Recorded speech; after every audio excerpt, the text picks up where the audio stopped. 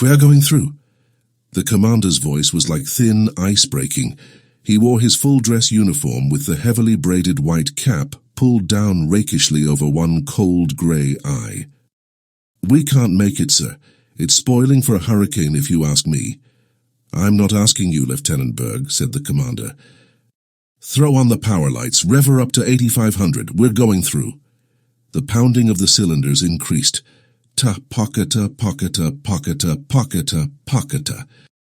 The commander stared at the ice forming on the pilot window. He walked over and twisted a row of complicated dials. "Switch on number 8 auxiliary," he shouted. "Switch on number 8 auxiliary," repeated Lieutenant Berg. "Full strength in number 3 turret," shouted the commander. "Full strength in number 3 turret." The crew, bending to their various tasks in the huge, hurtling 8-engined Navy hydroplane, looked at each other and grinned. "The old man'll get us through," they said to one another. "The old man ain't afraid of hell." "Not so fast, you're driving too fast," said Mrs. Mitty. "What are you driving so fast for?" Said Walter Mitty. He looked at his wife in the seat beside him with shocked astonishment. She seemed grossly unfamiliar, like a strange woman who had yelled at him in a crowd. "You were up to 55, she said. "You know I don't like to go more than 40. You were up to 55. Walter Mitty drove on toward Waterbury in silence, the roaring of the SN-202 through the worst storm in 20 years of Navy flying, fading in the remote, intimate airways of his mind. "You're tensed up again," said Mrs. Mitty. "It's one of your days. I wish you'd let Dr. Renshaw look you over." Walter Mitty stopped the car in front of the building where his wife went to have her hair done.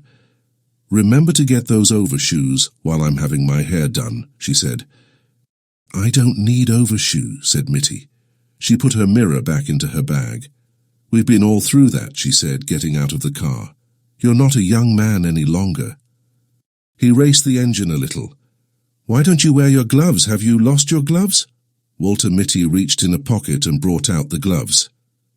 He put them on, but after she had turned and gone into the building and he had driven onto a red light, he took them off again. "Pick it up, brother," snapped a cop as the light changed, and Mitty hastily pulled on his gloves and lurched ahead. He drove around the streets aimlessly for a time, and then he drove past the hospital on his way to the parking lot. "It's the millionaire banker Wellington Macmillan," said the pretty nurse. "Yes?" said Walter Mitty, removing his gloves slowly.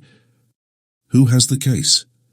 "Dr. Renshaw and Dr. Benbow, but there are 2 specialists here, Dr. Remington from New York and Dr. Pritchard Mitford from London." He flew over. A door opened down a long, cool corridor, and Dr. Renshaw came out. He looked distraught and haggard. "Hello, Mitty," he said. "We're having the devil's own time with Macmillan, the millionaire banker and close personal friend of Roosevelt. Obstruosis of the ductal tract, tertiary. Wish you'd take a look at him." "Glad to," said Mitty. In the operating room there were whispered introductions. "Dr. Remington, Dr. Mitty, Dr. Pritchard Mitford, Dr. Mitty." "I've read your book on streptothrombosis," said Pritchard Mitford, shaking hands. "A brilliant performance, sir."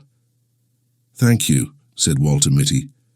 "Didn't know you were in the States, Mitty," grumbled Remington. "Coals to Newcastle, bringing Mitford and me up here for a tertiary." "You are very kind," said Mitty. A huge, complicated machine connected to the operating table with many tubes and wires began at this moment to go pocketa, pocketa, pocketa. "The new anesthetizer is giving way," shouted an intern. "There is no one in the East who knows how to fix it." "Quiet, man," said Mitty in a low, cool voice. He sprang to the machine, which was now going pocketa, pocketa, queep, pocketa, queep. He began fingering delicately a row of glistening dials. "Give me a fountain pen," he snapped. Someone handed him a fountain pen.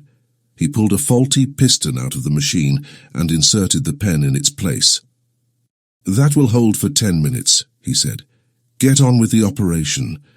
A nurse hurried over and whispered to Renshaw, and Mitty saw the man turn pale. coreopsis has set in," said Renshaw nervously. "If you would take over, Mitty."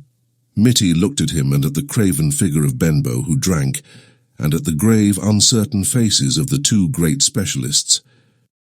"If you wish," he said. They slipped a white gown on him. He adjusted a mask and drew on thin gloves. Nurses handed him shining. "Back it up, Mac. Look out for that Buick." Walter Mitty jammed on the brakes. "Wrong lane, Mac," said the parking lot attendant, looking at Mitty closely. "Gee, yeah," muttered Mitty. He began cautiously to back out of the lane marked exit only. "Leave her sit there," said the attendant. "I'll put her away." Mitty got out of the car. "Hey, better leave the key." "So," said Mitty, handing the man the ignition key.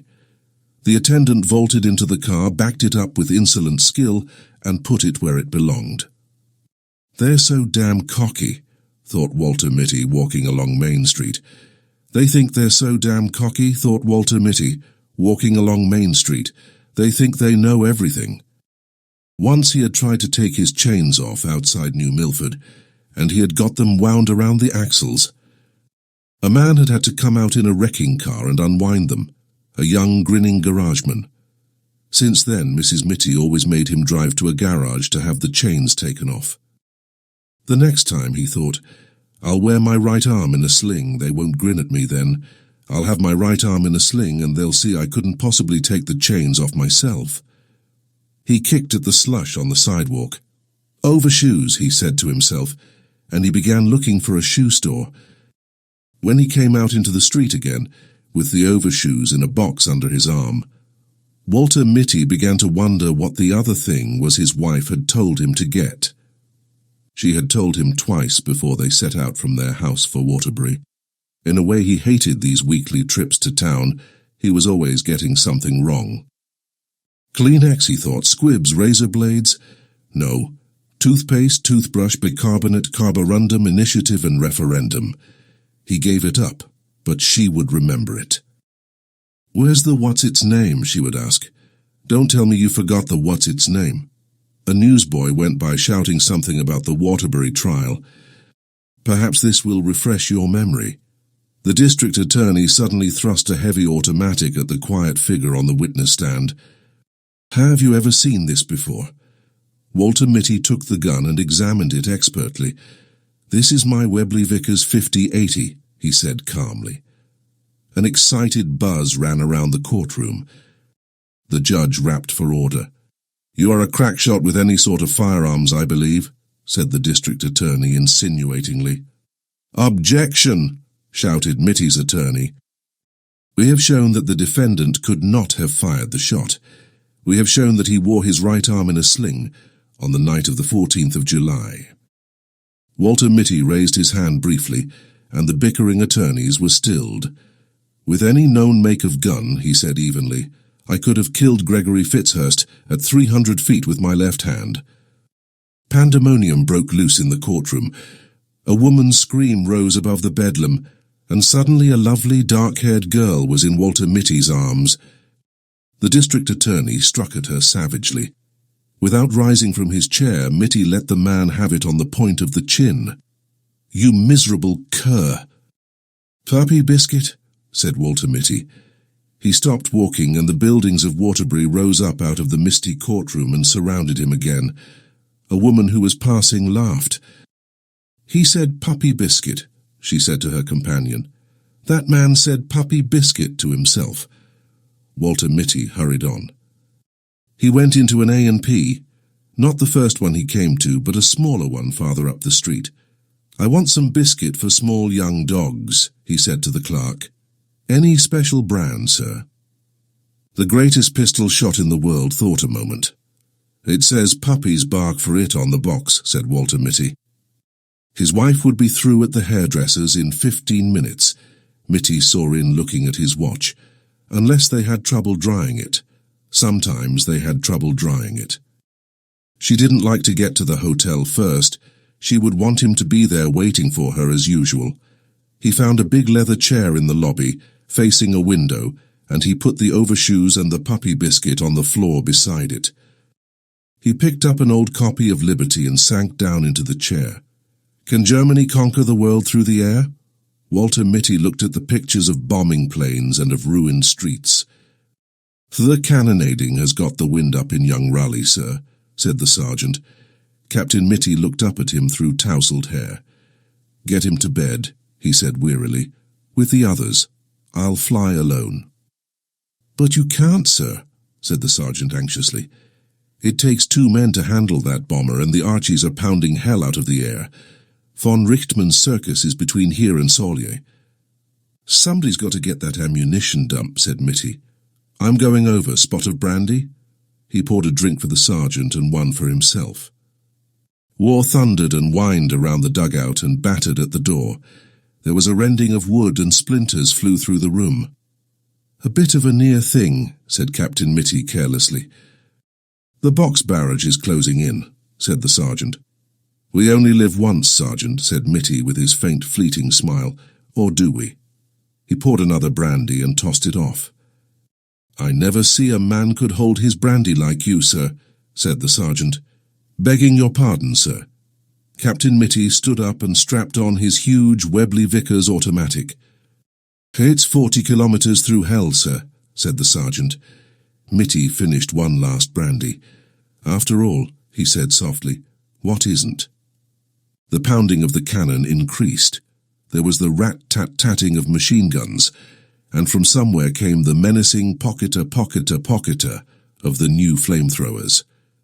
Walter Mitty walked to the door of the dugout humming Auprès de ma blonde. He turned and waved to the sergeant.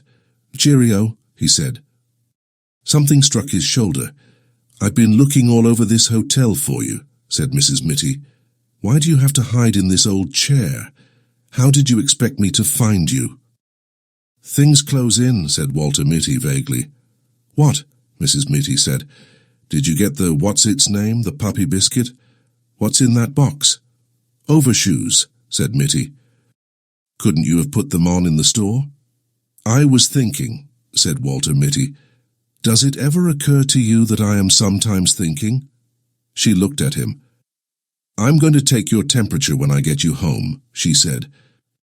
They went out through the revolving doors that made a faintly derisive whistling sound when you pushed them. It was 2 blocks to the parking lot.